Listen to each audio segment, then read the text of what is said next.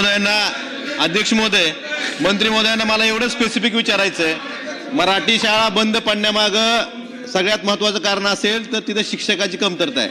आणि 15 मार्च 2024चा जो शासन निर्णय आहे यामध्ये एक जर विद्यार्थी संख्या कमी झाली तर एक शिक्षक कमी होतो, पर 59 जर विद्यार्थी 60चे झाले तर एक शिक्षक कमी होतो.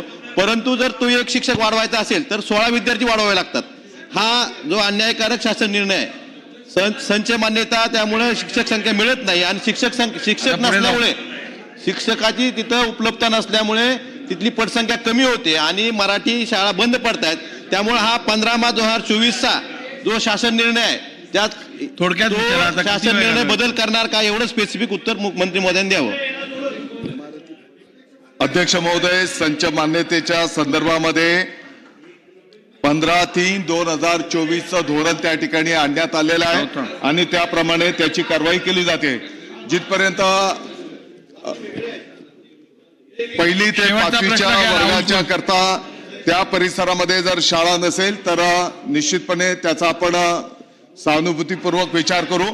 परंतु 6 ते 8 वर्गाच्या करता 3 किलोमीटरची ऑलरेडी अट आहे. अबू आझमी साहेब, विषय असा आहे की जी काही पहिलीला जी ऍडमिशन आपण करणार आहोत ती लहान बाळ असतात आणि म्हणून त्यांनाही प्रवासाचाही जास्तीचा त्रास होणार नाही. जिथे शाळेची उपलब्धता नाही तिथे आपण सहानुभूतीने विचार करू.